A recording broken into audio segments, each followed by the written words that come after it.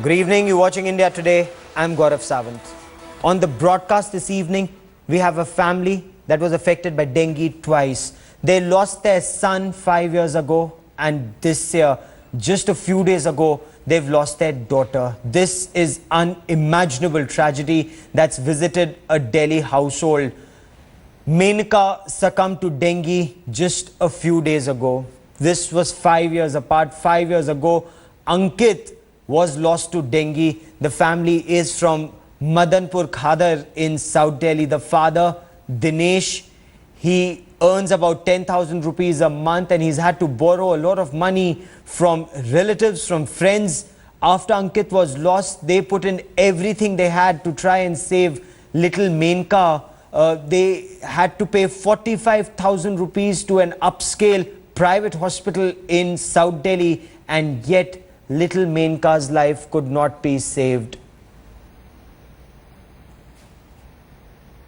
Dinesh, Ankit's father, Menka's father, he joins me on the broadcast. Also with me is Vimla Devi, their grandmother.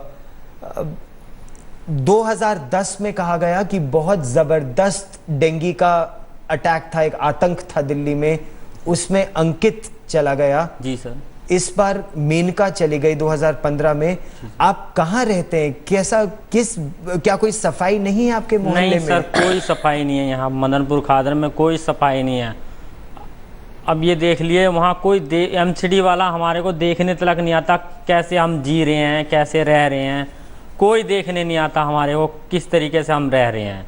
नालियाँ open बह रही हैं, मतलब हर मच्छरों का कोई एमसीडी वाले देखने नहीं आते हैं। और हम कंप्लेंट लिख के देते हैं एमसीडी वालों को, तो वो एक हेल्पलाइन दे देते हैं कि बोलते हैं इस पे कंप्लेंट करो, फिर उसके बाद उस पर भी कंप्लेंट करते हैं, कोई देखने नहीं आता हमारे को। अंकित भी बहुत छोटा था, मेनका भी बहुत छोटी थी, और विमला जी आप ही ने दोनों को पाला भी है। हाँ जी, माँ नहीं थी, माँ चली गई थी। फिर क्या करूँ, निप्पल पिया पिया के, बाहर के दूध पिला पिला के मैं पाली हूँ। मेरे से अब नहीं सह जाता कुछ भी। मेरे बच्चे हाथ से चला गए, मैं अस्पताल दौड़ी, पहले सरकारी दौड़ी तो नहीं बचा, तो मैंने कही बच्चा हमारा प्राइवेट हो जाएगा, क्या जान बच जाएगा। कोई ना सुनवाई भाई मेरे बच्चों को, किसी ने कोई सुनवाई नहीं की। कोई ना सुनवाई। क्या हुआ? आप खुद गई थी अस्पताल लेकर अंकित को भी, मेनका को भी? मैं नहीं जा पा रही थी। मेरे बच्चे की जब हालत खराब होती थी, मैं चल नहीं पाती थी, इतनी हालत मेरी बिगड़ गई थी। मैं दूसरे अस्पताल में मेरे को ले भागते थे पड़ोस वाले, इतनी हालत मेरी बिगड़ गई। बच्ची हमारे अस्पताल में मैं पड़ोस वाले लेके भाग रहे थे, मेरे बच्चे लेके उसको। जब जान निकल गया तो मेरा ठीक हो गई शरीर। और शुरू में पता ही नहीं चला डेंगू था, यही लगा बुखार है। बस जब मेनका का टेस्ट कराई गए तो पता चल गई, तुरंत लेके भागे, और उसको नहीं पता चला। अंकित का पता ही नहीं चला। हमारे पाछे बताए थे कि डेंगू हो गया, उसको डेथ हो गया तब बताया कि डेंगू हो गया है, मगर वहाँ पे कोई मतलब देखभाल नहीं कर रहे थे। सफदरजंग हॉस्पिटल में समझ लो एक तरह से हम इंसान को तो मुर्गा समझते हैं, वो काटने की सोचते हैं जी। कभी भी मैं वहाँ पे इसी मारे सफदरजंग में नहीं लेकर, मैंने कहा प्राइवेट हॉस्पिटल में कराऊंगा, यहाँ पे कम से कम देखभाल तो अच्छी होती है, हमारी बच्चों की देखभाल तो होगी। हमने वहाँ संजीवनी में पहले भर्ती किया, जसोला के पास है जी। फिर उस जसोला वालों ने भी हाथ खड़ा कर दिया कि हमारे से बस की नहीं है, आप होली फैमिली में लेकर जाइए। हम होली फैमिली में लेकर गए तो होली फैमिली वालों ने कहा अभी हमारे पास बेड खाली नहीं है, आप आधा घंटा 1 घंटा इंतज़ार कीजिए। हमने आधा घंटा क्या 2 घंटे इंतज़ार किया। 2 घंटे बाद खुले में बैठे। हाँ जी सर, 2 घंटे के बाद हमें बेड दिया गया। अगर वही 2 घंटे हमारे बेस्ट नहीं होते, क्या पता हमारी बच्ची बच जाती है आज की डेट में।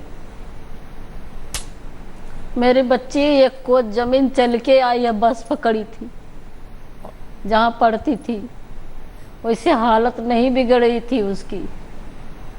एकाएक फिर? हाँ, क्योंकि इलाज नहीं मिला। इलाज नहीं मिला।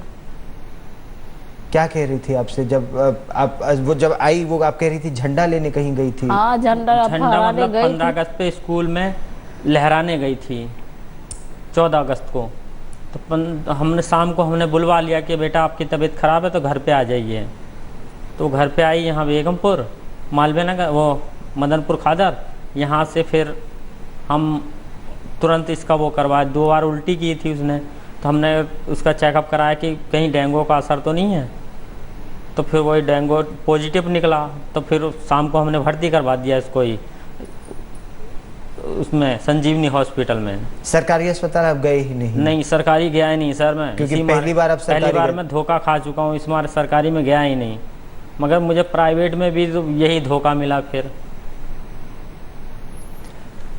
आखिर इंसान करे तो क्या करे, और यही सवाल मैं इस समय पूछना चाहता हूं। To bring in Ijaz Ilmi of the BJP on the broadcast. I also want to bring in on the broadcast, joining me is Raghav Chaddha of the Aam Aadmi Party. Raghav, today you're in the line of fire when it comes to the Congress Party and the BJP, saying that the Aam Aadmi Party has done nothing when it comes to dengue prevention in Delhi. The allegation is that there are 2 1,000-bed hospitals available for inauguration in Tahirpur and Janakpuri, but the government has shown no interest in inaugurating them and in making them functional, Raghav.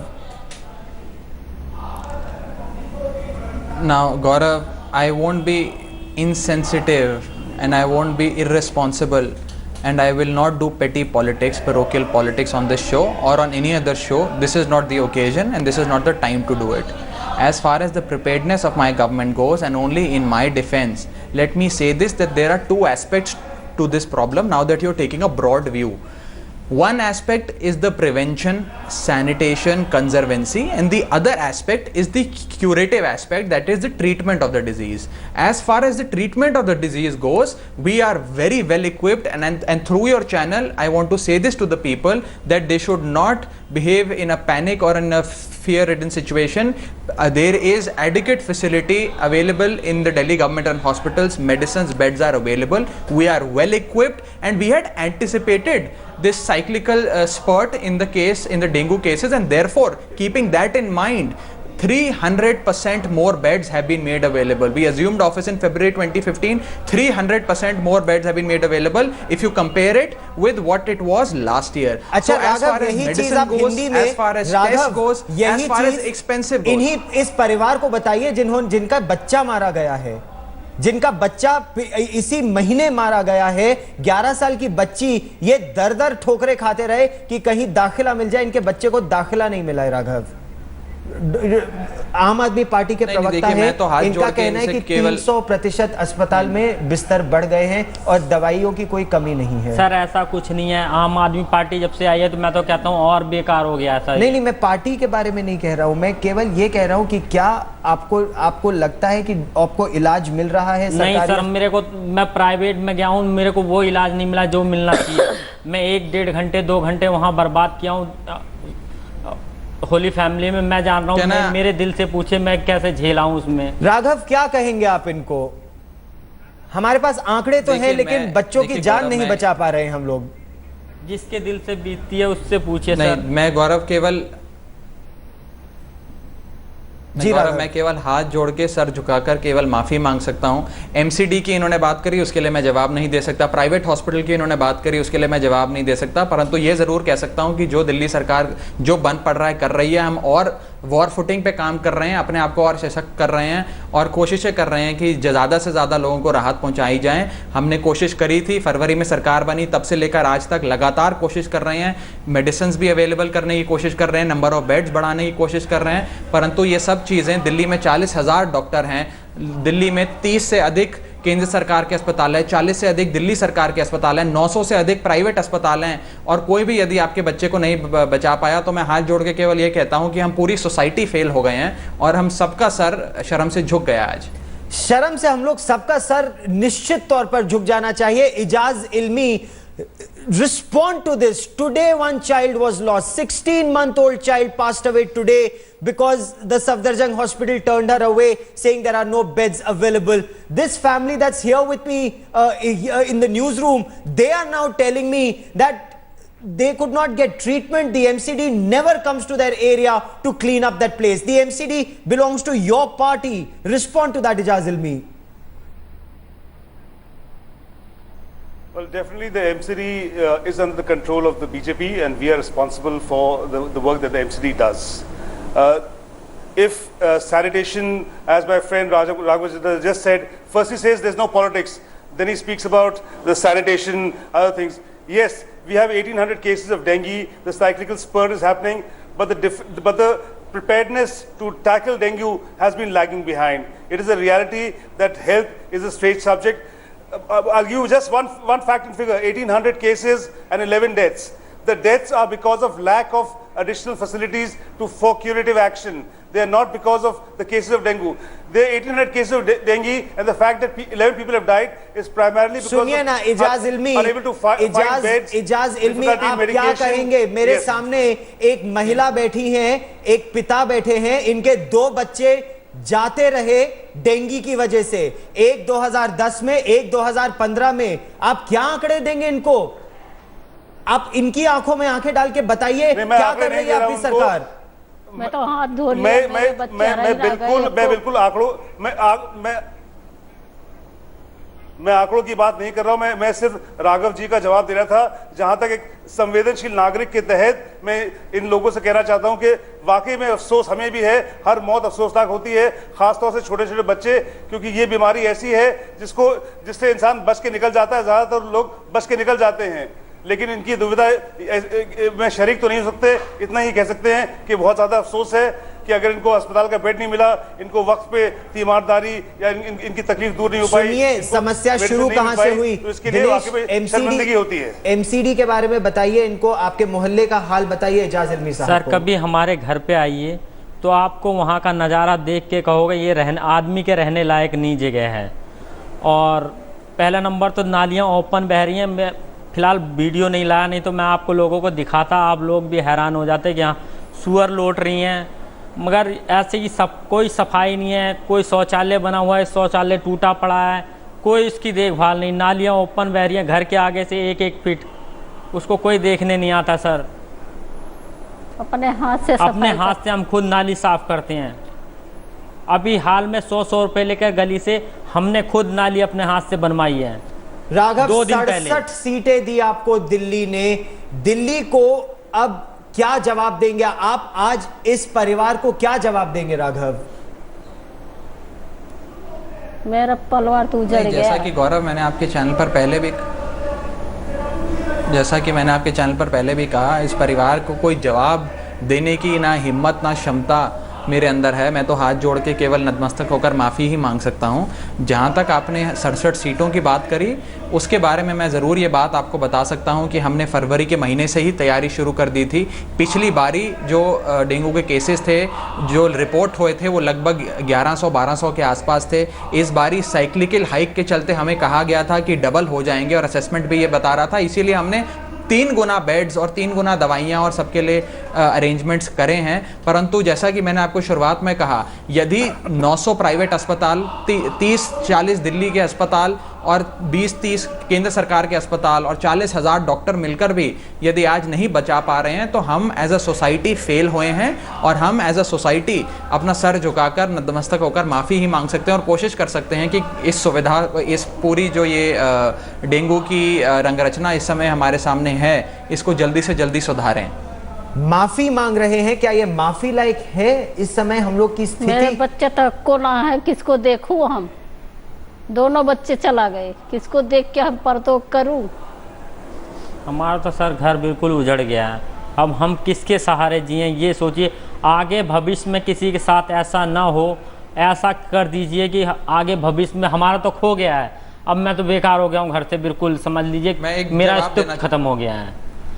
आगे भविष्य में किसी के साथ तो ना हो ऐसा, हमारे पड़ोस में, आस पड़ोस में और किसी के साथ ऐसा तो ना हो कि पूरी दुनिया ही उजड़ जाए उसकी। राघव चड्ढा आपसे कुछ कहना चाहते हैं। राघव कहिए अब।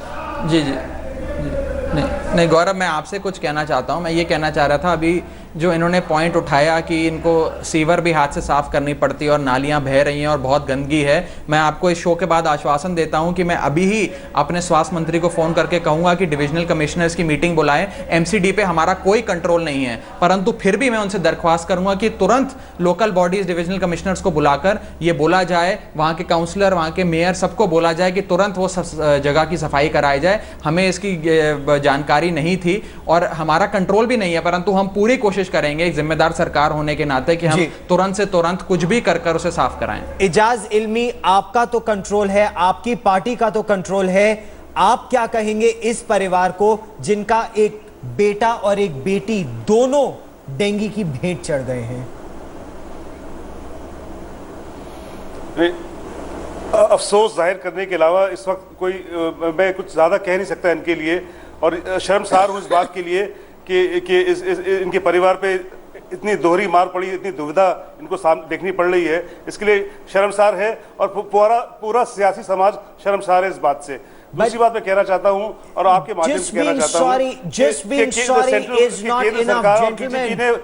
Action needs to be taken, not just in Madanpur Khadar where they come from. The MCD should be out on the streets tonight, cleaning up this city, ensuring that no more lives are lost. This family, they've lost their son and their daughter. Let no one else lose any more lives to dengue.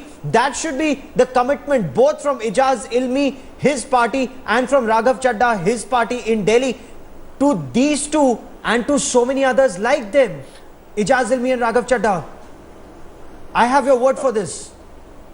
No, in real time, we will ensure that the MCD is given adequate instructions. Our councillors will be on in every ward to ensure that the city is cleaned up in the right spirit, and the drains which are overflowing, the entire MCD brass which is there has to be on the ground to roll out to prevent, because my fear is might get rains next year and you'll have a hike again in 2 weeks time with the cyclical cycle. So you might have another high spike coming in in third week of October. So we have to start working now and ensure that not a single death takes place, whether on the prevention side or on the curative side. I sincerely hope so. I sincerely hope that the MCD gets out on the streets, the hospitals, the doctors, the city administration, the state administration, the national government, everyone should just come together and ensure no more lives are lost. For the moment, Raghav Chadha and Ijaz Ilmi, many thanks for joining me. Vimla Devi ji, आप और दिनेश, आप हमारे पास आए, बहुत बहुत धन्यवाद। शर्मिंदा तो सब हैं, लेकिन प्रयास यही है कि जो नुकसान आपका हुआ है वो आगे किसी का ना हो। We here on India Today will continue to track that story very closely.